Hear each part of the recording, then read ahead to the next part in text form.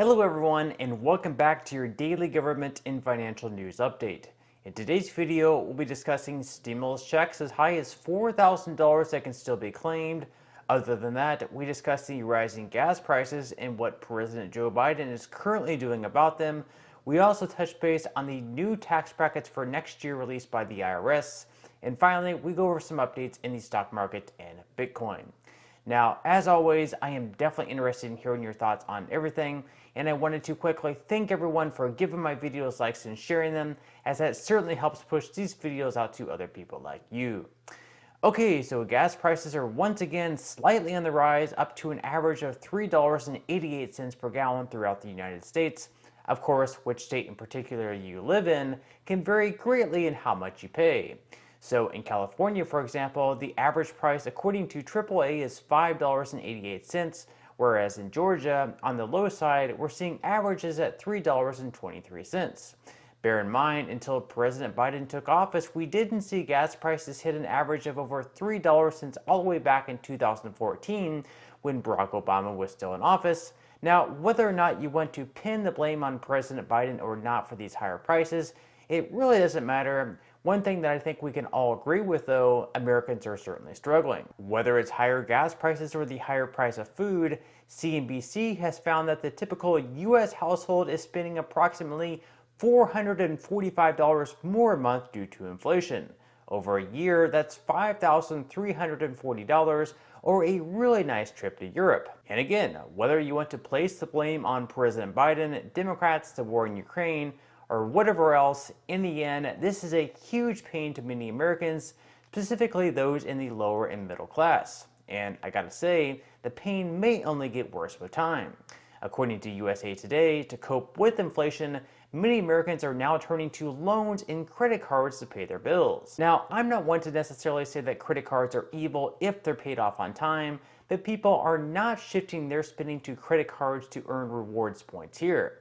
They're turning to credit cards because they don't have the means necessary to pay for everyday essentials or to even keep the lights on in their home. So what we're going to likely see happening over the next year or two is this extra debt begin to accumulate, which will be compounded with higher interest rates, which in turn will lead to many credit card companies moving accounts over to collections. So inflation, something that started as a deal that most lawmakers would only be transitory, has now carried on for over a year now and has really only gotten worse.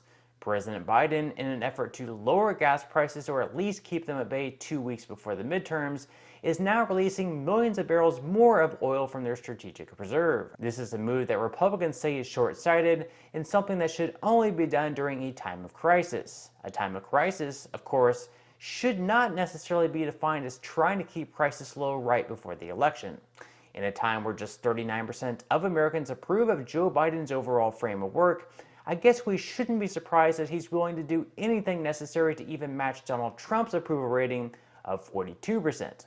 This includes forgiving up to $20,000 in student loan debt per person, a move that could have been done much earlier in his term, but instead chose to wait until a month before the midterm election. And now the Supreme Court is being asked to block Biden's student debt relief program, pending the outcome of a pending appeal at the lower federal court. Now, due to the higher inflation, the IRS released the new tax brackets for 2023, which pushed each bracket up by right around 7%. For example, for joint filers this year, they're being taxed at the 10% rate on the first $20,550 they earn, but for next year, that's getting shifted up to $22,000. On top of that, the standard deduction will increase by $1,800 for joint filers, $1,400 for head of households, and by $900 for single filers. One other announcement by the IRS was that millions of Americans are still eligible to receive a $1,400 stimulus check, where they estimate that around 9 million people still haven't claimed them. And in case you're wondering, this was the third relief payment that was sent out last year, and in case you haven't received yours, if you're eligible, you can still claim it by filing a tax return for 2021. For those eligible, the IRS should be sending you a letter in the mail, which I'm sure many Americans will find to be a relief, considering that many letters from the agency are actually asking Americans to send them more money. Of course, as always, we should be aware of all the scams that can take place, And so, with this being public knowledge that the IRS is looking to send Americans $1,400 stimulus checks, we may begin to see scammers take advantage of this situation. With that said, it's safe to say that the IRS won't be asking you to send them gift cards or to Venmo you any money in order to receive a stimulus payment. Another payment deadline for stimulus checks is coming up on October 31st, where residents of New Jersey who also happen to be undocumented immigrants are eligible for payments of up to $4,000. So far, it's being noted that around 18,000 immigrant workers have received the funds, but state officials say that roughly 17,000 applicants are still eligible for this money. Now, it could be that they're just unaware of this program, or perhaps they're worried that it could somehow get them flagged for not being here legal, and therefore possibly cause them to be deported back to their countries. On top of that, Americans will have until November 15th to claim their child tax credit benefit from 2022, which gave families $300 for each child under the age of 6 and $250 for children over the age of 6 but under the age of 18. If you're eligible and never received this money and never claimed it on your tax returns for this year, you can still do so by filling out the form on getctc.org. Over in California, as of October 7th, they began sending out payments as high as $1,050 to families and $350 to individuals. If you live in the state and received these state relief payments last year via direct deposit, state officials said that at latest, you should receive this one by October 25th. On the other hand, if you did not receive or weren't eligible for the Golden State Stimulus, you should receive this one anywhere between October 28th and November 14th. Now, in some money news, stocks dropped off once again yesterday with the S&P 500 falling by 0.67%, the Dow Jones was down by 0.33%,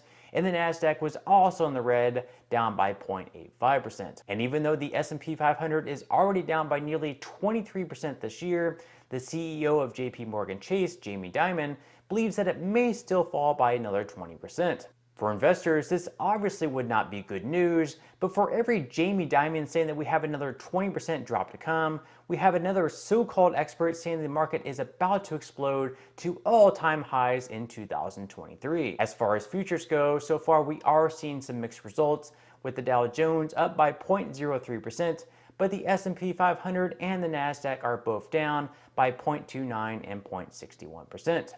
Over the last day, Bitcoin has also been down by 0.37%, but it's still hanging around in the low 19,000s. Now, with that said, if you would like to receive up to 12 free stocks and $5 worth of Bitcoin, in the comment section below, I will leave a link where you can receive just that from my partner in Webull. And even if you don't feel like investing at this time for whatever reason, once you receive the free stocks, what you can always do is just sell them for what they're worth and then transfer that money right back to your bank account. So in total, you should be receiving a value of at least $50 or more. Some people have actually received over $3,000 in the past. So really, you can think of this as just some free extra money with just a few minutes of work. But on that note, I'm going to go ahead and wrap up this video. If you enjoyed the content in today's video and you would like to see more like it, make sure to give this video a like. I would greatly appreciate it. Subscribe to my channel and also ring the notification bell. That way you will be the very first to know when I do release future videos. And until next time, I hope you have a wonderful day ahead, and I'll see you in the next video.